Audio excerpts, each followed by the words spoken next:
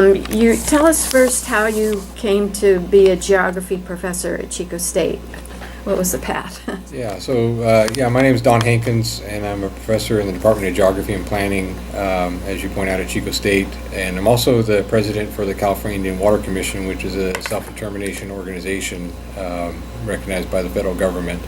But getting to your question of how did I become a geographer is kind of a fluke, really.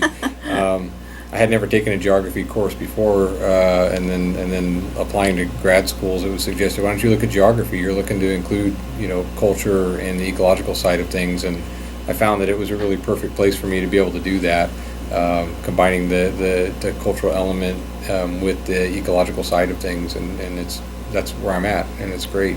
What did you major in as an undergrad? My undergrad's in wildlife, fish, and conservation biology, and so I've spent time working mostly with endangered species, habitat conservation, and that's still really my focus.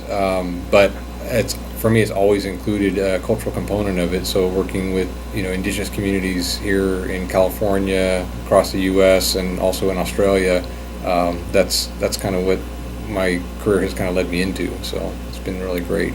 What about your personal roots in Native culture? Yeah, so for me, I'm Miwok, which is how we say who we are as people, from the Delta region, so the Sacramento, San Joaquin River Delta system, and I guess more properly, I'd be a Mokelumne because of the language I speak and where my family comes from in the South Delta region, along the Mokelumne River, out towards Stockton and those places. And so I have a very strong sense of connection to our landscape down there, and even living up here outside of our territory, I still have a connection because some of our story places are in sight from Chico, and I see them on a daily basis, so it's a good reminder of my place in this world. Are the Sutter Buttes a story place? They are part of our story, yes they are. Are they really the smallest mountain range in the world?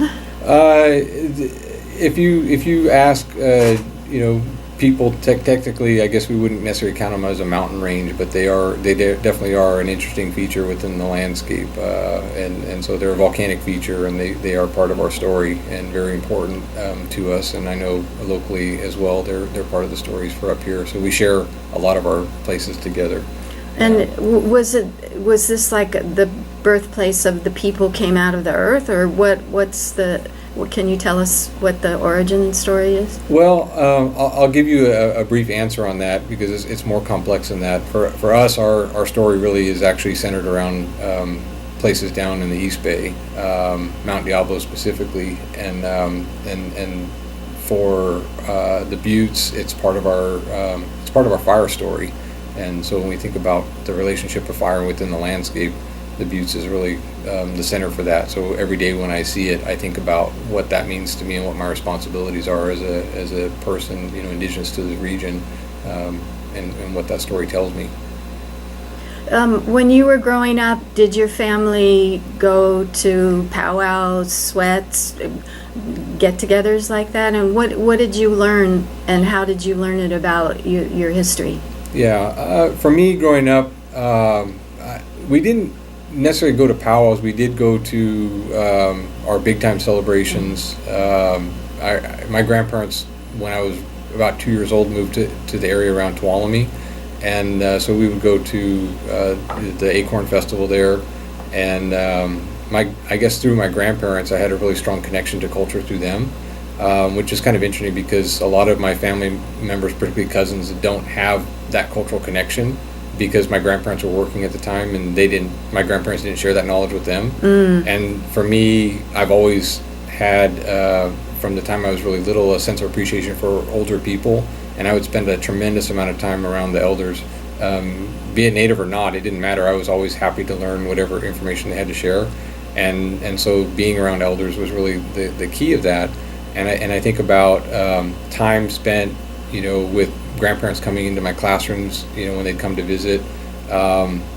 They always instilled that sense of pride in culture that I never really experienced some of the things that I know other people have experienced in public school system, because my grandparents were there to back me up. And so I've always had that sense of identity through that, which has been really fantastic. So is it part of your current spiritual practice to offer tobacco if you take something from nature, or to give thanks in a certain way? Yeah, so I'm also a cultural practitioner. I'm a basket weaver, and I practice the use of fire as part of what I do in my job, and it's part of my responsibility culturally. And so when I think about those traditional responsibilities, there's an amount of reciprocity that exists in taking care of the landscape. And when I, for instance, if I go out to go collect materials for weaving with, which I do at home, I go to our own home area to do it.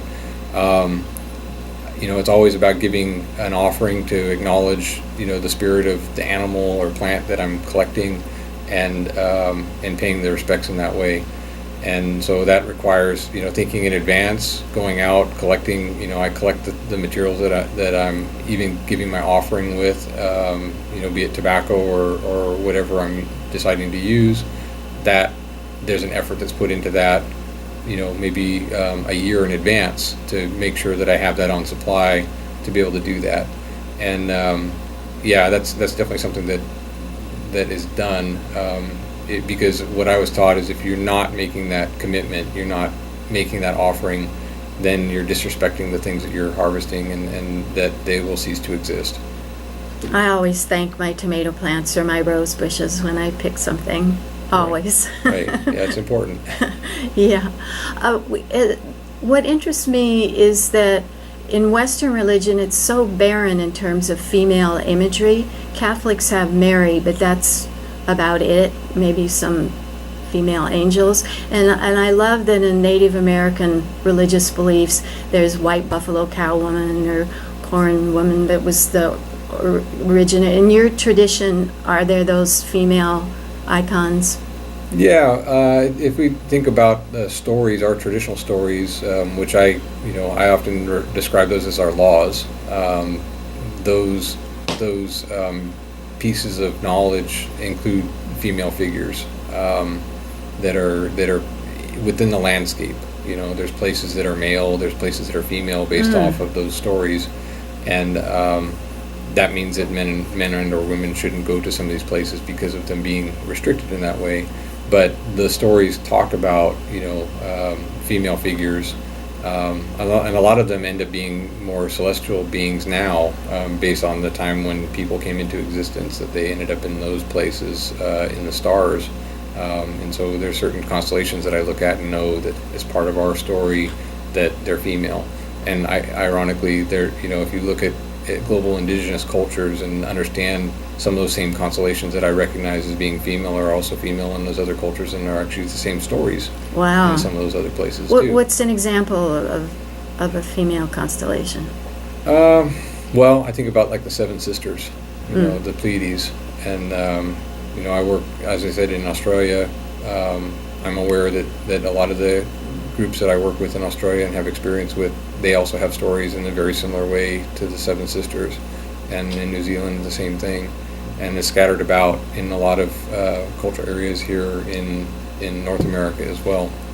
Do you think that's because the origins were in Siberia? Is that where most native people came from?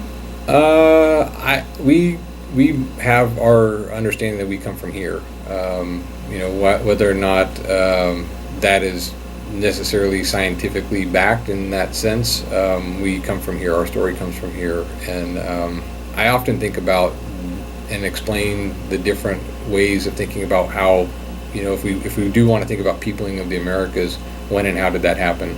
The idea of the Bering Strait theory is one story.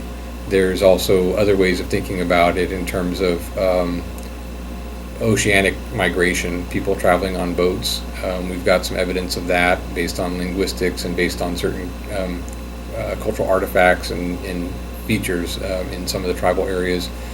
There's also some DNA evidence that I've read about connecting, say, people from Australia to people in the Americas, and so there are different things that are looked at that I think we don't understand the full question, and well, not the question, but the story. We don't have a full picture of the story, I don't think, and so our story tells us we come from here. and we've evolved from the landscape. Some tribes have stories that talk about them moving to a place, and so there's a migration story that's part of that. But for us, we come from the landscape, and we have a very deep understanding of that landscape that goes, past, the last glacial maximum, in the region of the San Francisco Bay Area. We're connected to that place, which is pretty powerful to think about. It is. I mean, for people in Chico, something is really old if it's 100 years old and it's associated with white settlers and that kind of thing. And we think that's old, but it's not. Right. Allie, tell us about your background. So, my name is Allie Metters Knight. I'm a local Machuca tribal member. I work my job. I'm employed through in-home health services for my daughter. I take care of a 15-year-old daughter who has cerebral palsy. She's blind and also epileptic. So I'm also, through the tribe, I work also as a cultural practitioner. What does that mean? I'm a basket weaver. I also gather materials for basket weaving, also plant identification, more on a very remedial level for children to understand the basics of the plants around them, and just to have a basic use of the plants, a simple medicine basket, equipped of knowledge. I helped our contract with the tribe to do that as well. And then I also do activism within the community for social justice. And what did you learn growing up about your Machuca traditions and origin? Did your family participate? Well, Machuca has a history here in Chico, and we are the people from Machuca are also from this area, and were here before Chico was established as a town or a city. So when the tribe lost its recognition through land management in the early 1900s, some of the traditions were kind of pulled. They were outlawed here in the area. You have even as early as 1928, or latest 1928, we have William Conway, who was arrested by city officials for practicing traditional medicine. Wow. So these practices were outlawed until the 1950s. So I was born in 1974, so there was some catching up to do when I became a young woman and wanted to learn. What about language? Did anyone in your family speak traditional language? The language was also something that had to be revived. In my late 20s, I started looking into the Konkawi language. I started working with tribes in Oroville that were also working on the language revitalization. So we do have a tribal member within our tribe. He's a young man who really took the baton and went with it and began to digitalize our language for the children. So there is a language program that is developed in the tribe to revitalize our language, and so I speak enough, like maybe a 2-year-old perhaps would say. So I could probably listen to some Konkawi and have an understanding of at least the subject matter I was talking about. What I was told, I had a student who was Native American. Her last name was Wilson, and she said that John Bidwell was her grandfather. And the white historians think that he didn't have any children. And I wondered what your understanding of is. Did he in fact have children with Native American women? Well, we have to understand John Bidwell was one of the first homeless men who come to the area. He was 19 years old. He didn't have a home. There was no house here ready for him. He really had to depend on the community, especially the community of natives, to survive and sustain him. At 19 years old, I believe that he had relationships and marriages, as mostly white settlers did, a necessity for political reasons. And so John Bidwell did have relations with the captain, with the chief's, we call captain's daughter. And so That was a political, networking, that's alliance building. Assimilation and oppression. Probably the two descriptive words I have, but it was intentional to have a relationship with Native women, to have rights to and have political integrity within the tribal structure. Through their children? Yes. I see. So John Bidwell was 19 years old. He didn't get married to Annie Bidwell until his late 30s. And so we're looking at a young man, 19 years old, who is living within a village of a beautiful young woman, which I definitely know we are, and the women in the family say that they fathered children by John Bidwell. So the integrity, I believe, is within the tribal word of the situation and not with the colonizer who has many things to hide for other reasons. Absolutely. Also, what I was told is that Bidwell used Native Americans to pan for gold and gave them like little trinkets to look for gold in the creeks and that kind of thing. So I think he's kind of taught in school as this great founder, but a lot of his practices towards the people that were indigenous were not exemplary. He was quite a political saboteur, not only for the Machuca tribe, but for nearly every tribe in the North State. He put himself into a management position for treaty signing, and this would also allocate land to tribal nations at a very pivotal point in time, which would be about 1850s. And so John Bidwell himself, through his own admissions and his diary writings that he admitted for a while, but they were found, that he himself made sure that all of these tribes were not ratified so that tribes would not get their land. Then he also advocated for a legislation move in the Capitol when the first bond measure was. This bond measure and this Native Protection Act was actually an enslavement policy that gave permission for jailing, enslaving natives within the state of California that was claiming to be a free state. But John Bidwell and many of the men who are called, pioneers and settlers were quite vicious in their political saboteuring of all of the tribes in North State, and it's very cruel, and I would say his reputation needs to be looked at again. Yeah, in terms of critical thinking, I think we have to look at history as it was and not as how the settlers would like it to have been.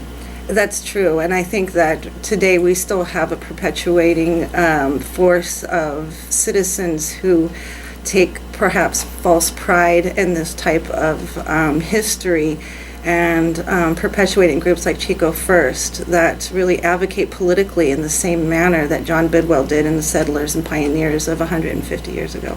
What is Chico First about? It's a political group in town that supports a lot of measures that have shut down.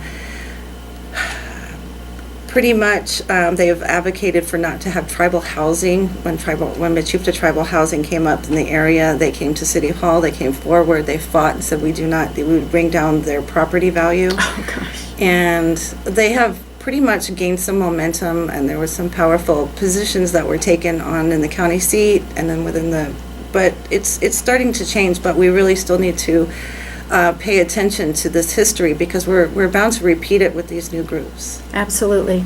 And then last question for right now. It seems to me the cruelest thing was the forced march. Could you say a word about that? Yeah, so the Noll March is actually what we would call Henimbo. So Henimbo is Death Road. And so during that time, the state of California and even Sutter, who is a name that is well known in this area, John Sutter had brought in some Kanaka or Hawaiian people from Hawaii to come work here in this area in Chico, and they were ambassadors, and they had quite a very strong political stand maybe as a governor of political power. And then we had Chinese workers in the area that were also on a labor legislation move, federal. And then we have the enslavement going on through the state capitol for all natives. And so there was a petition locally, and this is why I refer to Chico First, of these vigilante type citizens or groups of people that were blaming all the natives and people of color for encroaching in on their territory and their safety.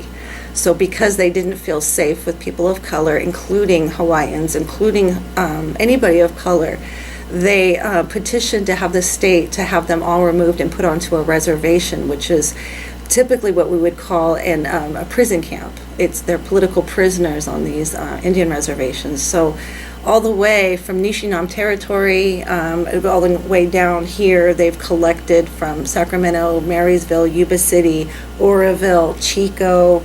They're collecting all the tribe. Anybody who will not go is massacred and killed on sight. And so we're having about 470 souls that are forced to walk from here to Mendocino County. And that Noll Cult Walk is reenacted every year now. And I definitely think that if you haven't experienced the feeling of walking away from this area in reverence of that experience, I suggest that you take that trip. When was the original walk to the concentration camp?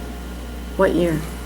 I believe it was 1863. So we have our treaty signed by John Bidwell in this area in the 1850s, and then within 13 years, those treaties are not ratified.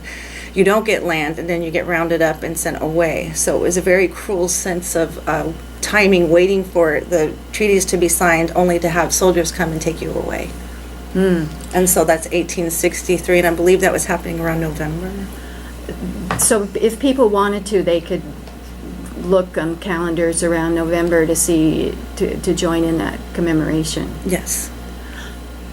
Are there still Machuca who live in Mendocino County who were part of that march? Do you know? I'm from both places, so what that means is, like, my grandmother is great grandmother is Shirley Britton, so she's known to be from Covelo or around Valley, but her original home from her mother was Concau, so it is, and then she married a Machuca, Carl Delgado, who stayed here and then was actually a principal at the Indian school in Brown Valley when they met. So there was this connection that happened years later, and then so there are people that stay, and then they make kids and we come back.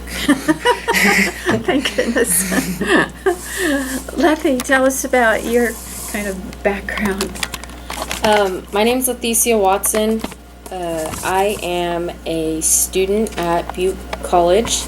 I am also the president of the Native American Club there. And I am also an employee and member at Enterprise Rancheria. So I'm Maidu. And yeah, so. And what about growing up? What did you learn? What were your family traditions that taught you about your culture? So growing up, my mom and my stepdad, who's my dad, taught me whatever they were taught themselves, and usually it was from his side. My mom grew up with going to grass games, and so she would take us to grass games, which is gambling games that are held twice a year. So we grew up running around there, singing songs. Recently, my parents, I think they're going on 4 years sober, no alcohol. So they've been dancing, a traditional dance, and so that's been a thing that I've been kind of going in and out of, being 23 and a kid who wants to, partake in the college experience. I tend to get out of line sometimes, but it's definitely an experience that I'm happy to be a part of now. So I've learned, some language here and there, like Allie said earlier, sorry about that, Allie. It is something that's being revitalized, and I'm actually on the cultural committee at Enterprise Rancheria, and that's one of the things that we're working on right now is classes, along with our beading classes that we host 2 times a month. And then my mom also is a teacher she's a cultural mentor for Northern Valley Indian Health. and she does classes Thursday nights from 6 to 9, basket classes, so I attend those as well. And so it's whatever my mom's learning now, she's teaching us kids, and so I did grow up with some things, but now as an adult, a young adult, I've been learning a lot more, which is great because it's the perfect time for me. You know, I'm going to school for anthropology, so it's been kind of my interest, and I've been soaking it up. Did you take the Native American class at Butte? Yes. And what kind, are you taking it now or you've already taken it? No, I've already taken it. And what did you study, and how did it work for you that the instructor wasn't Native American? You know, at first, when I first walked in, I, was very, I was a critic for sure. But once I got to know my teacher, I realized that she would look to me and ask if I was comfortable with what she was teaching. And I actually learned a lot from that class because I, have always focused on my Maidu traditions and not looked at other tribes or other cultures within other Native American cultures. So learning about, the Plains Indians or, the Northwestern or Alaskan natives. That was really, really cool to learn. And she also helped me a lot with understanding that I don't know everything and that I can still learn things. So being in that class and having her as a teacher was, it was an experience that I wish every Native American student went through. I also took the anthropology is my major, so I've also taken the cultural anthropology. I'm in physical anthropology right now, and I'm also taking archaeology right now as well. So I'm still learning, and that's, I think, the biggest thing that I've learned from taking these courses is that there are not going to be Native American people teaching these classes. And that's, for me, my grandmother, Joan Noll, she raised my stepfather, and she had to step up and raise them and learn the Maidu culture because she was not Maidu. And my grandfather passed away at the kids. They were really young. So learning from her experience and having to ask them, have her ask those questions to the elders. Like, I want to raise my kids this way. Can you help me? And the elders, were standoffish at first, but they came around because they realized that she was there, being respectful, and she had good intentions.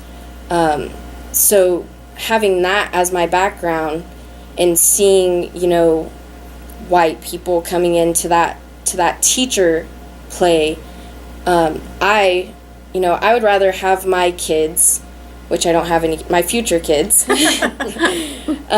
learn from a white person who wanted to learn and wanted to understand the culture later on than someone who wasn't around or wasn't, practicing the culture before or didn't have any intentions of teaching it right. That's just, that's the way that I look at it. And I really do appreciate every teacher there at Butte who I've had. They've always been respectful, and they've always, if they've said something and they've seen my face like, maybe, they always come to me afterwards and they'll tell me, this is where we got this from. Do you know this person, or have you read this book before? And so then I go back and I have to, teach myself because I don't know everything. So I think the person that people most know about in schools around here is Ishi, and we know the trail's named after him and that kind of thing. So, but do people know the name of his tribe? Was he Maidu? Yahi. He was Yahi. Mm-hmm. Glenda, why don't we go to you? This is Glenda Nelson, who we're really honored to have as tribal chief, and thank you very much. And you just came back from an airplane ride, right? I did, and I apologize for being late. But, Oh, don't. We're glad you're here. About 4 fingers from the mic. Oh, I'm sorry. Yes, I'm happy to be here. Tell us what your role is. What do you do as tribal elder? Actually, I've been the tribal chairwoman for our tribe for the last 17 years. Wow. But I think that here in California especially, I was raised by my elders. Our tribe has always been federally recognized since 1915, and my great-great-grandmother actually hid in caves here and didn't participate in the walks or anything. But, you know, there were a lot of people that walked back, and they built fires on Table Mountain. And I think that, you know, a lot of the issues here, we were all pretty much assimilated. But we have a lot of tribal members now that are learning and making it a priority in their lives to learn their cultures. We have a lot of younger people that are really making a difference. A lot of our customs and practices were not written down, and they were taught from our elders. But a lot of the people, and I can only speak on behalf of the Maidu culture, as tribes we were separated by rivers. So we are actually on the Feather River, and so it is a different culture and different, I think, a different aspect at looking at things. The gold rush here really took a lot of our people away. A lot of our people were slaughtered. A lot of the Native Americans in this area have, especially the women, I think, have been taught to stand up for their sovereign rights, and today we have that privilege, and we have a lot of knowledge. I think the younger generation is doing a wonderful job, and Lethi is one of our star pupils here. She participates in many different things, and like she said, you know, we do have different cultures. I actually was raised a little bit differently than Lethi was. How were you raised? I was raised by my grandmother, and so I was raised by the elders, and we were taught the Maidu language, and we were taught our customs and practices, but we didn't, some of the things we weren't taught. And the reason is because in our culture, if you don't know right from wrong and you do wrong, you're held accountable for it. And so sometimes we weren't taught everything. You know, there was a lot of different cultural Native American religion type things. But I've learned that I know a lot more than what I thought I knew. You know, you always think that everybody else knows more, but I think that we as Native American people are really advocating for our sovereign rights. We're working with the Indian Health Service, I saw that, and our younger generation is really being taught a lot. We have dictionaries for our language now that we didn't have in writing before. As far as Chico State is concerned, Dorothy Moorhorde Hill did a lot of stuff back in the early 60s and the 50s, and she visited our tribes, and there's a lot that she did, and I'm thankful that she did a lot of that stuff because we're using a lot of that today. She wrote it down? She wrote it down. Was it's she an all at Chico anthropologist? State. Yes, it's all at Chico State University, and there's actual pictures and CDs of elders and a lot of different nations. I think that she traveled quite a bit. I know that she went to Berry Creek, she went to Feather Falls, she went to Enterprise, and in California, you know, it wasn't until the early 1900s that we received what they call the Landless Homeless Indians Act, and that's where we received rancherias. A lot of people don't realize that a rancheria is pretty much a small reservation, but up here in California, in our area, John Terrell came and he walked the area, and if they found water on 40 acres, they gave that land to the natives living in that area. And that's why you have Redding Rancheria, Auburn Rancheria, Enterprise. Enterprise is at the bottom of Lake Oroville. It was a town. Moortown Rancheria is actually in Moortown, but then they changed the name to Feather Falls. But that's why you have rancherias in this area. I think that our local politicians really knew how to enslave Native Americans by the time that they got to California. And none of our treaties were ratified in California, although, there are a lot of things that today the Congress of the United States of America has a trust responsibility pursuant to the treaties to provide medical care to all of the federally recognized tribes. Now, there's like 573 tribes in the United States, but it's always never really been fully funded. We have a lot of tribal leaders that work with the Indian Health Service area, and they're pretty much I'd say an organization that helps facilitate between Congress and the tribes, and they identify the needs, or they try to, based upon the data that they receive from your local tribal clinics. In California, we do not have a Native American hospital, and you would think of all the Native Americans that we have here that there would be a hospital, but we have clinics, and most tribal leaders are advocating for a hospital. Right now, today, we've put a lot of effort into a regional youth treatment center, and we have one being built today down at the old DQ University. Where's that? It is right outside of Davis. Oh. It is being constructed right now. We plan to open this year.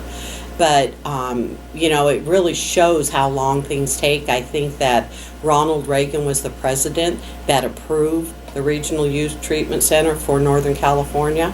And look at where we're at today, and we're just getting it built. I just posted that 2009, we had Butte County supervisors, Butte County's citizens came in to dispute. They had $17 million for a facility here in Oroville, and it was going to employ up to 70 people and $4 million a year budget to sustain it, and it was going to be a hospital? It was going to be a youth facility treatment center. It was a regional youth treatment center, and it's for our children. For What's addiction? happening? They should. For all different levels of addiction, behavioral health, mental health. And what has happened with it is, right now, as clinics, what we have to do is we have to refer our young people out to different states to receive this type of care. So we've been working diligently to have our own regional youth treatment center. And like I said, Ronald Reagan actually approved one for Southern California and Northern California. The Southern California one has been up for almost a year now, and the Northern California one is built, but it was a controversy. They looked at different parcels of land in Butte County, and you're always going to have controversy. And it was, we decided that DQ University was already land that had a Native American university on it at one time, and it was already land that was in trust, and putting land in trust is a big issue for any local residents. That's the same issue that we have today as Indian people. The land that we own, our rancherias and other lands, are not part of the state of California. They are federal lands. That's why you can have a That's why casino. we can have a casino, is because it doesn't belong to the state of California. It's federal land. And anytime you're trying to put any land into trust for hospitals, for clinics, for gaming, for housing, the controversy is that you're taking it out of the ownership of the state of California. You're not going to pay taxes on it. That's one of the big issues. But the actual profits of having a land into trust and what it can do for actually even our clinics. Our clinics aren't limited to just Native American people. Yeah, Anybody and their low-income brother people go. can go. And I am actually the vice chair of our health clinic in Oroville, and we have one in Yuba City also. The clinics are absolutely wonderful. I think they are extremely well run. They're clean. Northern Valley has their clinics over here, and we provide a level of service, I think, that can compete with any of the local hospitals. The county doesn't have to put any money into that, do they? That is the trust responsibility of the Congress of the United States of America, is to take care of people. What happens if you have people that are not native that go to the clinics, then we're like any other facility. We bill their insurance. We are one provider of Medi-Cal, which I think is a wonderful, people that are lower income on Medi-Cal have a hard time finding a physician that will take care of their Yes. needs. And we as clinics, we accept Medi-Cal. We provide a quality service to those individuals. And I just think it's a wonderful, wonderful opportunity for all people. But what happens is we don't have the funding that we need. That's why I brought up the hospitals. It'd be nice to have a hospital in California for Native Americans, and if we had one that was centrally located, because we're having to refer out. So if our clinic doesn't provide the service, say heart surgery, then we have to refer that service out to a local physician. And what happens is that uses what they call our PRC dollars, and those are third-party funds that we have to cover to provide those services to our people, and they're very limited. But that's really a win-win that's been happening. I think the clinics have just done an exceptional job of Great. providing services. Could you say a little bit in Maidu? Would you feel comfortable for people who haven't heard the language? I'm not fluent in Maidu. I could say, hey to Nani. Hey to Danny. Hey to Nani. I know. Yeah. See, I said, how are you? And she said, I am fine. Good. Let's change the subject for a second. Don, your specialty is in fire management and management of the landscape. What can we learn from Native American practices in terms of how we don't have campfire destroying 80%, 90% of paradise? What can we learn? Well, I think the biggest opportunity to learn is coming back to what we have in our stories about the use of fire.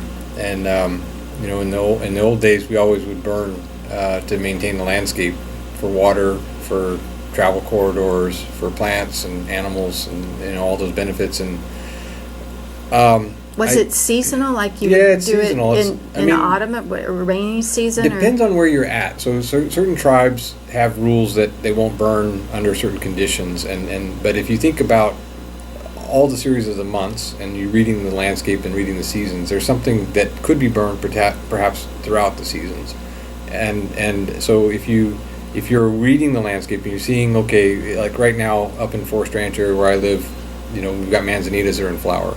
So if we're paying attention to that, that tells us that the fuel moisture is high, and we might be able to burn in those places, provided we don't have certain birds nesting on the ground or things like that. We might be able to burn in those shrub communities. So if we think about putting fire on the landscape and using that as a tool, we're able to protect our places, to manage and steward our resources, and by doing that, it creates areas that fire is going to be more resistant to be able to go into. It makes the landscape more resilient to fire. And I think about what we've been missing in our region throughout the state and throughout much of the West over really the last, for sure the last 100+ years with fire suppression policies, but even going back even further in some cases, like along the coast with early Spanish colonial law, is the use of fire. And so some of this fire that we're seeing, not only is it related to say climate change and those impacts, but it's the accumulation of fuels within the landscape. And so when fires are happening, they could perhaps be different. We could mitigate that with the fires that we know have worked in the past. That's why our ancestors did it. When we go through drought periods, those fires might be larger. When we go through wetter periods, maybe we're not able to burn those years. But we know, based off of multiple sources of evidence aside from our own knowledge of these systems, but we look at the paleoecology, pollen and charcoal sediments in lakes, looking at tree rings, that our fires were very effective at minimizing the extent of spread of these types of fires. And And so that, in relationship to, say, forest development, when we don't have fires in, say, for the last 120 years or so, in some areas, like where I live in Forest Ranch, there hasn't been a fire, map fire in the last 120 years. Why is that? Well, it's partly because of the weather systems, the rain, but one of the impacts of not having those fires in that landscape is that we have more trees, right? So with more trees, there's more competition for the water, more drought stress perhaps, and that creates a situation where a fire could happen. So then what happens once that fire happens and you have fuels on the ground, dead trees, more biomass, faster wind spread, speed through those areas, and if you have an ignition perhaps and wind combination, a quick acceleration of that fire. And that's why using fire is a really important piece of that. But Trump said that the way to handle it is to rake the forests like the Norwegians do. Yeah, right. Norwegian woods. Right. Well, I guess my smart aleck response to that is that I rake my forest with fire. Oh, good. And that's something that I as a landowner practice, and that's something that tribally, I try very hard to promote that through the Water Commission, through my work at the university. I promote that. The discussion of trust responsibility extends to fire.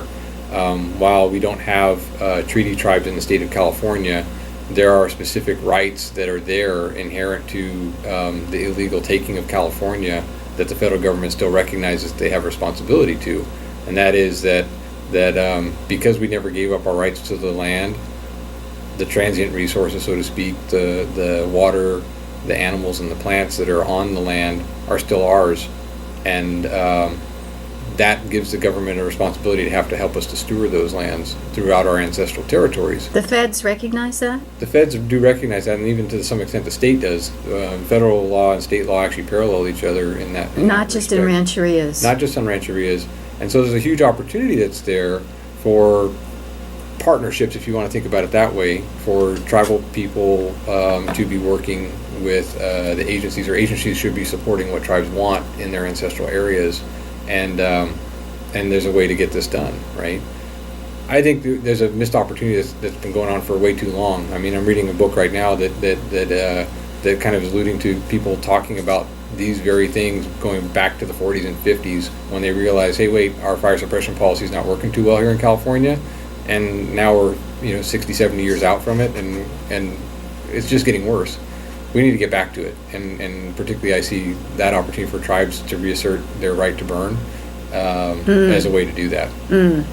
Have you been involved in Native American studies courses at Chico State? Not so much. I teach a course on the American West. That's a GE course, general education course at Chico State in the geography department. It's actually one of the courses I was hired to teach, and I teach a lot about our cultural connections to the landscape of the West. I mean, it's obviously the West. We look at it in many ways, from north to south, into Mexico, and up into the Arctic, and from the Mississippi River out to the ocean. There's lots of different ways to look at that, but no, not so much in terms of development of those courses. We need to let people know that you're listening to Ask Dr. Gale on KZFR FM, and our panel is talking about Native American issues. And we want to thank the generous contributions of KZFR supporters and by the Chico Paper Company, a family-owned cornerstone of downtown Chico for over 40 years, located at 4th and Broadway, right below the studio. Chico Paper Company features an on-site custom framing studio and art gallery showing the largest selection of local and regional artists. Chico Paper Company can be reached by calling 891-0900 or at chicopapercompany.com. Ask Dr. Gale is also brought to you by the 32nd Annual Spring Chico Home and Garden Show at the Silver Dollar Fairgrounds, April 13th and 14th from 10 to 5. You'll find everything you need for your home and yard, the gift and gourmet hall, a flower show, and even tiny homes to explore. For more information, visit chicohomeshow.com. The Chico Spring Home and Garden Show is Saturday and Sunday, April 13 and 14 at the Silver Dollar Fairgrounds in Chico. So again, you're listening to KZFR FM and listener-supported radio. Allie, I know that you were helpful in designing the new Native American minor at Chico State, and they're looking for a visiting professor to teach some of the new courses. What were you eager to have emphasized or be part of that minor? My experience with working with the geography department through a program called Kids and Creeks was an outdoor education program. That was kind of what got me to looking at curriculum changes within the community. I was more looking at something for the school district, but I found that that there was a lot of opposition still from a lot of I would say curriculum protectors at the school district. They really didn't How want to. interesting. They really had an idea about John Bitt and Annie Bidwell, and the curriculums they had of the natives in this area from Feather River to Sacramento River. They really didn't really want to trust one or two sources, so they just dropped the project altogether. So Chico State was a lot more open. Wait, are you saying that the secondary and primary school district in Chico Unified doesn't include a curriculum about Native Americans? Their curriculum is very outdated, and it's not updated with information that we all know today, and we share this information as neighbors and tribes, that that information wasn't collectively put together. So what they have is something that was based on an old idea of who we were here from non-natives developing that curriculum. So What was that old idea? I know they yeah, study yeah, that- acorns.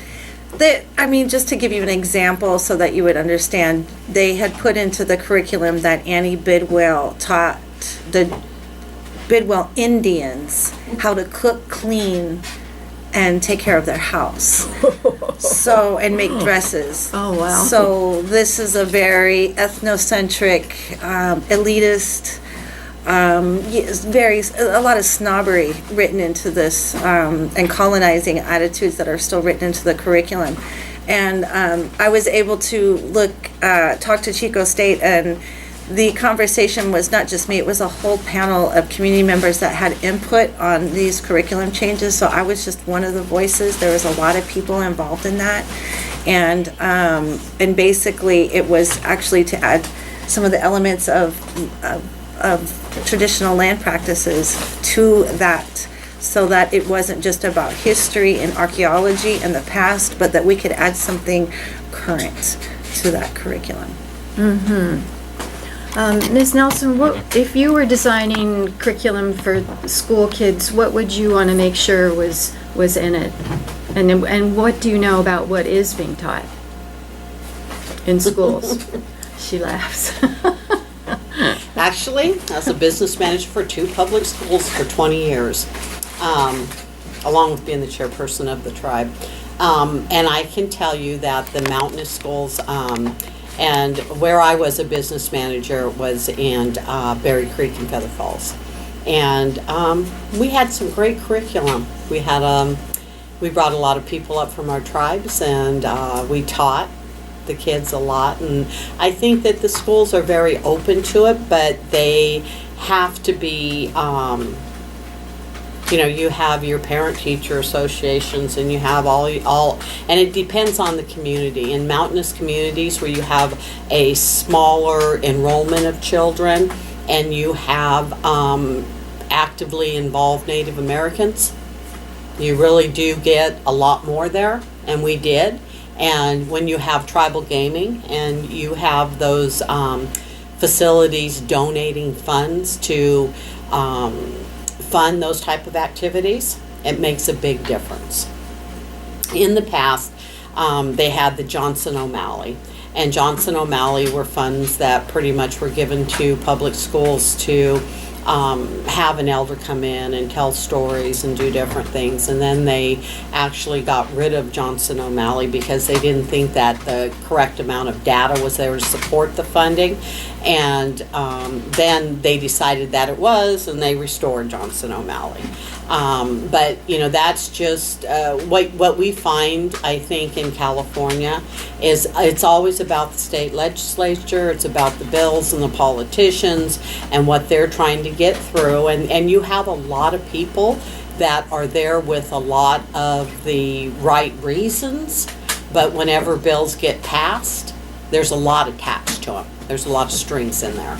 And so I think that we're doing better and we're getting there. I think that the local tribes are doing better by having people and different tribal affiliates go out and bring this knowledge to the local schools. One of the things that came out of my experiences being involved with the schools is the 3 federally recognized tribes in Oroville, which is Berry Creek, Moortown, and Enterprise. We actually entered into an MOU with Chico State and Butte College, and we have what they call Epicani Early College. It's been up and running for, about 7 years, I think now. And the whole goal and objective there is to provide a different type of curriculum and at the state standards, and there's a lot with the standards that you have to provide. So are you saying that schools throughout California should and are able to include a more updated curriculum about Native Americans? I think that the Native American tribes are pretty much taking a leadership role there. The Klamath Falls Early College was the first one, and that's what Epicani was structured after. And so you have people that are, in today's atmosphere, you're getting a lot of charter schools and you're getting a lot of people that are moving away from public education. You're doing the same thing in your Native American studies.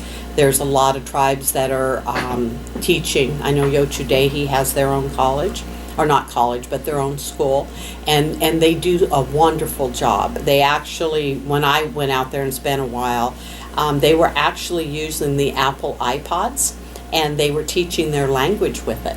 And so they're using the latest technology, and they're able to bring back their language and do things. So there's a lot of really bright people that are out there that are identifying different solutions. And not to say that anything is perfect. I think that we have a lot of people that are working at the educational level, and there's a lot of tribal leaders that are joining forces to identify different options that are available to our Native American families. And what we did is we created an early college. It's open to all ethnic groups, but today the school is full. You can't even get in. Is it a high school? It's a early college. It's from kindergarten through 12th grade. Oh. And what it is that the older students are able to have college courses that go to Chico State and go to Butte College. It's the same thing with Butte. Butte is a community college, but you're able to take transferable units that transfer over to Chico State. Mm-hmm. It's the same thing. They can take classes at Epicani that will transfer over to Chico State and that will transfer over to Butte College.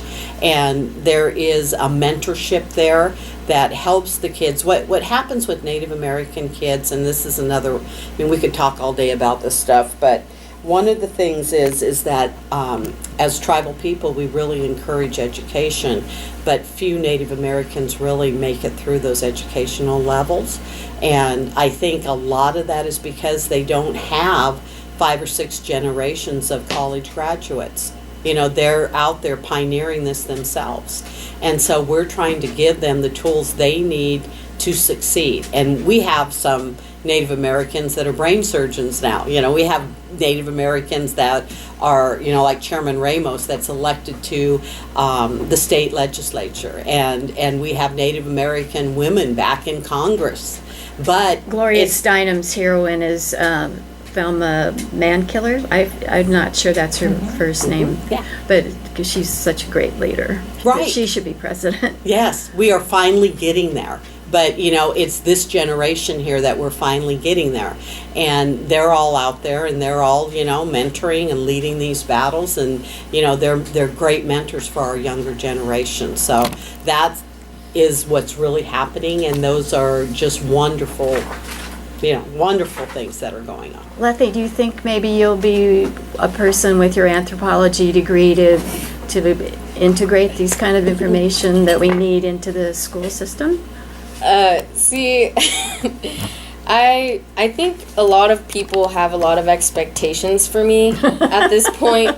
From my teachers at the college, from the tribal leaders that I've been working with. I've been working with the tribe for the last 2.5 years as their environmental technician. So I haven't decided what I'm doing with anthropology yet. I love everything about anthropology right now. So I think this in the spring, once I get my toes dipped in the anthropology at Chico State and I find a place, I'm definitely bringing it back to my tribe. That's my ultimate goal. Whatever I end up doing, whether it's archaeology, anything like that, I would love to be out there representing for my tribe and bringing something back once I'm finished with school. So hopefully it does have something to do with curriculum one day, but I never know because I always change my mind on things. So. Well, as you say, you're young. You have time. Yes. So, Allie, could you just say a word about your art? Because people might want to see it. Okay, yeah, so I have been doing art for most of my life, and recently I've been doing a lot more in the community. So I will be releasing a date that I will have a show at the Blackbird Cafe in June, and I will have some pieces for sale. But I also have, I'm doing a 110-foot mural piece on 3rd and Cedar, and that is a village scene. It's got a roundhouse with some of the kumi, what are traditional, Maidu, Machuca, Konkawi, kumi what the village may look like. Wow. So this is Do you need people to help you? No, I'm good. A big mural seems very ambitious. That big A word. No, I'm good. Okay. I think that it's important that the design is put down. So once I get to a point, there will be some help with some logistics of it. But I work really fast, and I've got this down. It is a reflection of history here that is missing. We have way too much colonizing pictures, and we need some decolonizing going on. That is so true. It bothers me whenever I see Annie and John all over town, and like, who was here first? Stay tuned for Peanut Butter and Jelly Time with Sandra. There she is. Take it away.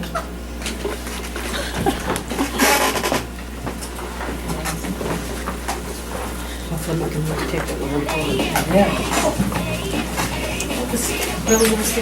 went to college in Klamath Falls. I went to OIT, and I took an anthropology, a 3-part series. So I got like a Native American certificate or something from somebody. Yeah, but I'm like, now what? I never got to utilize it. But then I did the DNA thingy, and I've been telling people for years, I'm not just Mexican, I am Native.